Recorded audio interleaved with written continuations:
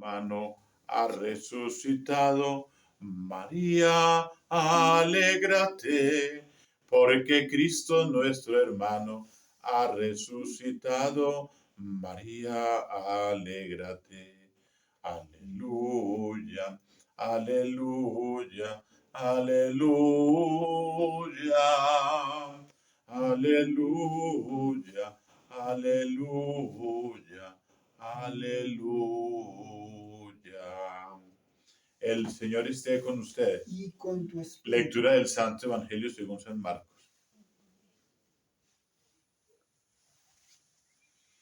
En aquel tiempo los apóstoles volvieron a reunirse con Jesús y le contaron todo lo que habían hecho y enseñado. Él les dijo: vengan ustedes a solas a un lugar desierto a descansar un poco, porque eran tantos los que iban y venían que no encontraban tiempo ni para comer. Se fueron en barca a solas a un lugar desierto. Muchos los vieron marcharse y los reconocieron. Entonces de todas las aldeas fueron corriendo por tierra a aquel sitio y se les adelantaron. Al desembarcar, Jesús vio una multitud y se compadeció de ella, porque andaban como ovejas que no tienen pastor, y se puso a enseñarles muchas cosas. Palabra del Señor. Gloria a ti, Señor Jesús. Tu santa palabra, Señor, en mi corazón guardaré. Tu santa palabra, Señor, en mi corazón guardaré para ya no pecar, para ya no pecar, para ya no pecar contra ti. Para ya no pecar, para ya no pecar, para ya no pecar contra ti. Bueno, nos encontramos pues ante un diálogo muy conocido, pero también muy agradable, y un diálogo muy considerado de parte de Salomón y de parte de Dios, de parte de Dios. Y nos encontramos también ante la sed y las ganas que tienen de beber de la fuente, que han encontrado una fuente de agua fresca, una fuente de agua viva que llama Jesús de Nazaret, que hasta allí al desierto, en un lugar descampado y desértico, donde han llegado como a estar un poco retirados para descansar y para estar con un retiro espiritual con los apóstoles. Allá llega también la multitud, como quien dice: si ustedes quieren estar solos, nosotros también queremos estar con ustedes. Es decir, es como las ganas, como el entusiasmo, como el amor, la pasión con la que el pueblo reclama lo suyo, reclama a Jesús, reclama a los discípulos de Jesús también, reclama el Evangelio, reclama la palabra, reclama el alimento que nutre el alma y que nutre el espíritu y que nutre la esperanza. Comencemos pues con Salomón y con el Señor. El Señor simplemente dice unas pocas palabras, y bueno, y Salomón ya, desde ya tiene la sabiduría, desde ya la tiene. Antes de que el Señor se la dé, ya la tiene.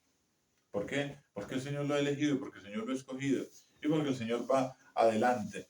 Y esas mismas palabras con las que está hablando ya son inspiración del Espíritu de Dios, ya son inspiración de la sabiduría de Dios. Entonces va y ofrece 1000 holocaustos en Gabaón, y luego sobre aquel altar pues era aún el santuario principal en Gabaón. Aquella noche el Señor se apareció allí en sueños a Salomón y le dijo: pídeme lo que sea que te dé, lo que deseas que te dé. Salomón respondió: has actuado con gran benevolencia hacia tu siervo David, mi padre, porque caminaba en tu presencia con lealtad, justicia y rectitud de corazón. Has tenido para con él una gran benevolencia, concediéndole un hijo que había de sentarse en su trono, como sucedió en este día. Pues bien, Señor mi Dios, tú has hecho rey a tu siervo en lugar de David mi padre, pero yo soy un muchacho joven y no sé por dónde empezar a terminar o terminar. Tu siervo está en medio de tu pueblo, el que tú elegiste, un pueblo tan numeroso que no se puede contar ni calcular. Concede pues a tu siervo un corazón atento para juzgar a tu pueblo y discernir entre el bien y el mal. Pues cierto, ¿quién podrá hacer justicia a este pueblo tuyo tan inmenso? Miren pues uno podría decir, eso es pura carreta. No, no es pura carreta, son cosas bien elaboradas, son pensamientos bien elaborados. Y bueno, pensamientos bien elaborados que van llenos de sabiduría y que van llenos de inspiración divina. Y al Señor le agrada tanto esto,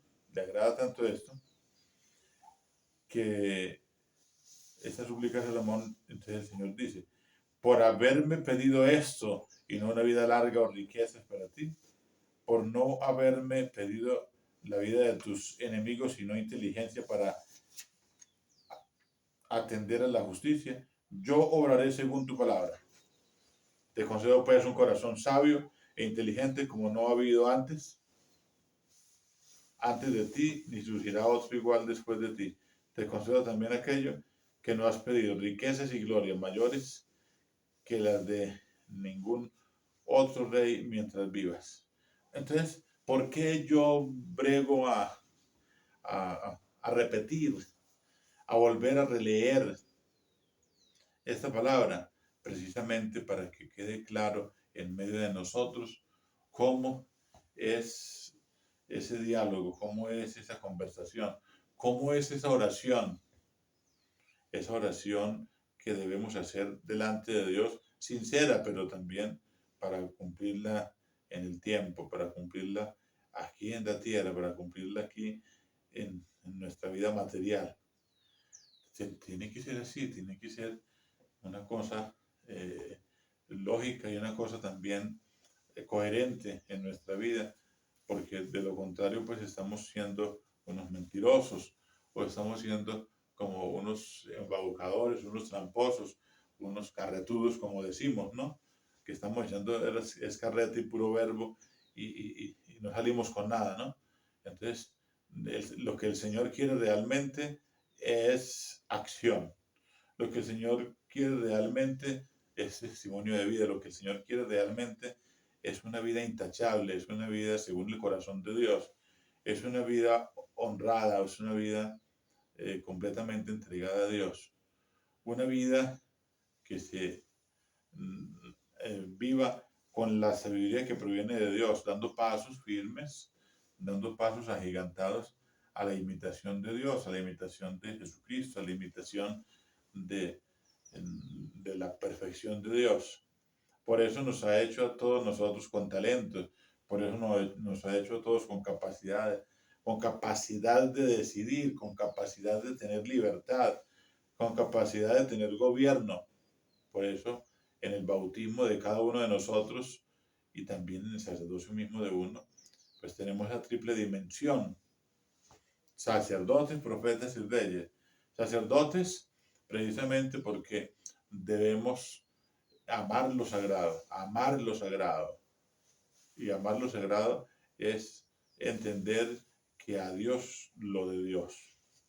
Y bueno, también profetas, debemos anunciar y denunciar, anunciar el Evangelio, denunciar lo malo que hay en nuestra vida y lo que hay en la vida del otro, pero después de que nosotros nos hemos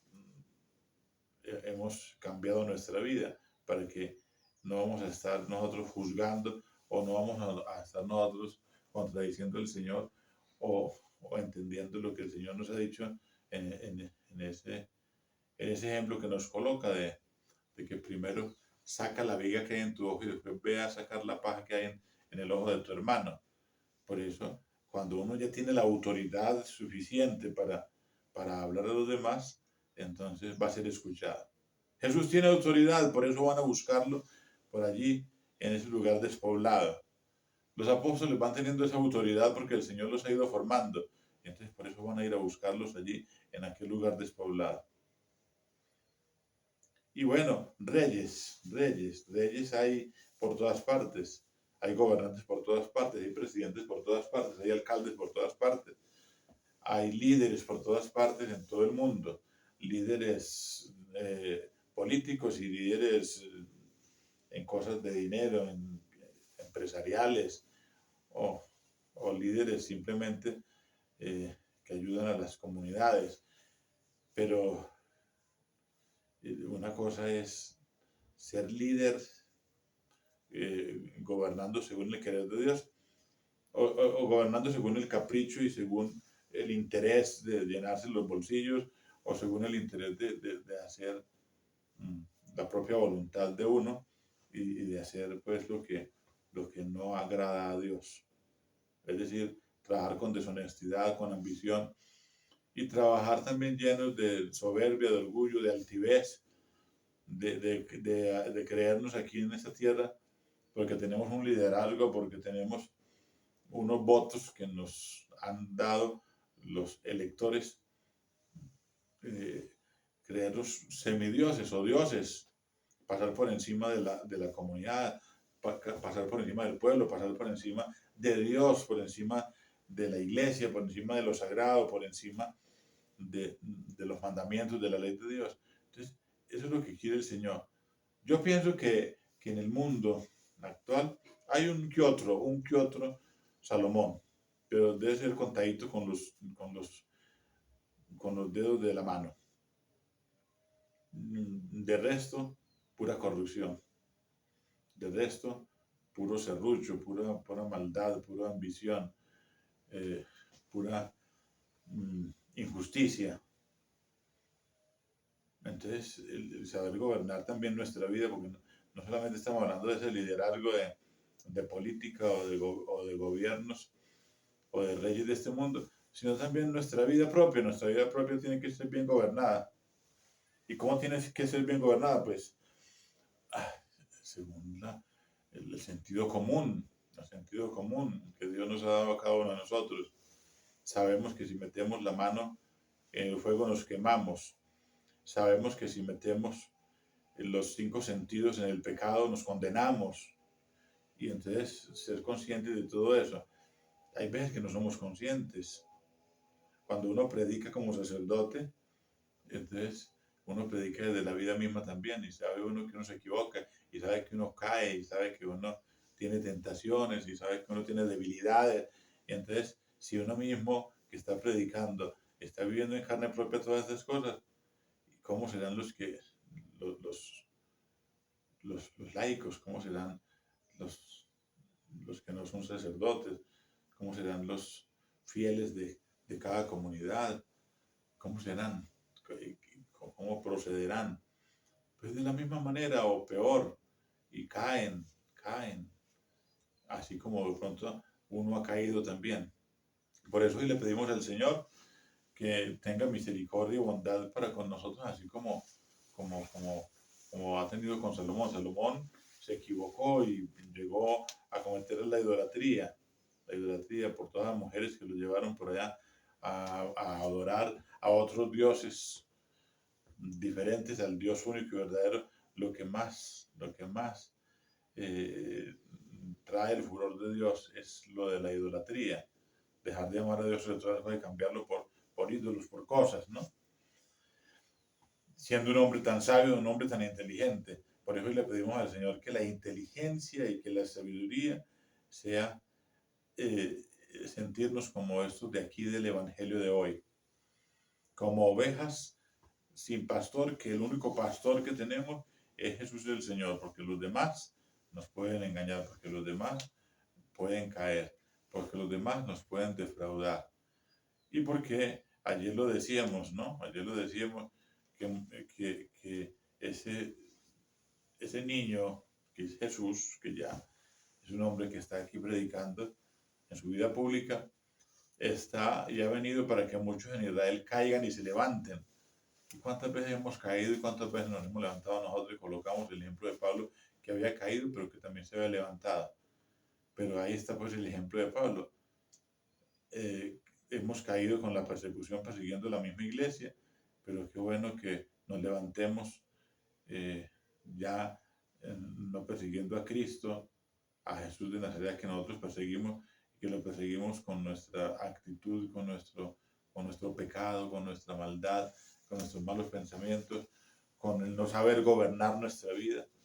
Hoy les recomiendo pues a todos los gobernantes y a todos los que me escuchan, que tienen familiares en los gobiernos, que oren mucho por ellos para que le pidan a Dios que les ayude a saber administrar este regalo y este don que les ha dado de estos pueblos y de estos gobiernos y de estas comunidades, con justicia, con sabiduría, sin ambición, buscando su propia salvación, porque estamos en unos tiempos muy peligrosos en el que el alma de cualquiera de nosotros, de cualquiera de sus gobernantes o de cualquiera de sus familiares gobernantes se puede perder.